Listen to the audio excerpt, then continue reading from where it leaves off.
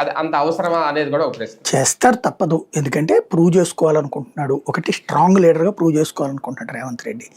అహంకారపూరితం, అధికార యంత్రాంగం దుర్వినియోగం, వీటిల్లో కేసీఆర్తో పోటీ పడుతున్నాడు అతను. ఆల్టర్నేటివ్ చూపెట్టాలనుకోవట్లా, అతనికంటే గనుందని చెప్పాలనుకుంటున్నాడు అతను.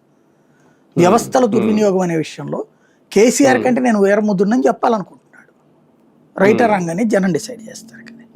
సార్, ఒకటి బీజేపీ విషయంలో ఒకటి నిన్న ఆయన రామచంద్రరావు గారు అన్నట్టు నిజంగా మీరు ఇప్పుడు 15% ఓటు బ్యాంక్ రావడం, ఇందులో కూడా ఆ పర్సెంటేజ్ రావడం, బీజేపీ బలం పెరుగుతూ ఉంటే ఒక పక్క నిజంగా బీఆర్ఎస్ లేదంటే కాంగ్రెస్ మజ్లిస్ వీళ్ళందరూ కలిసి భయపడుతున్నారా? ఆ తరహా కుట్రలు ఏమైనా జరిగినాయా, లేదంటే ఇంకా పర్సెంటేజ్ పెరుగుండేదా?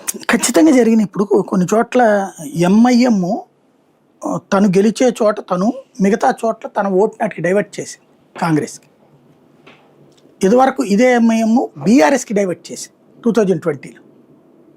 కాబట్టి ముస్లిం ఓట్ బ్యాంక్ని డైవర్ట్ చేయడంలో బీజేపీ అన్న భయం వాళ్ళకు ఉంది, నో డౌట్. అప్పుడేంటి, అధికార పక్షానికి అనుకూలంగా వాళ్ళు వెళ్తున్నారు, ఎవరు అధికారంలో ఉన్నా సరే. అది నడుస్తుంది అక్కడ. ఆ ఎఫర్ట్ అయితే కనిపించింది అయితే మూడు పార్టీలు కలిసి. అంటే బీజేపీ విషయంలో ఆ భయం అయితే మొదలైందా సార్? ఇప్పుడు బీజేపీ ఒక్కసారి పవర్లోకి వస్తే ఇక తమ జీవితాలు తలకిందులు అయిపోతాయి అన్న భయం వీళ్ళిద్దరికీ ఉంది.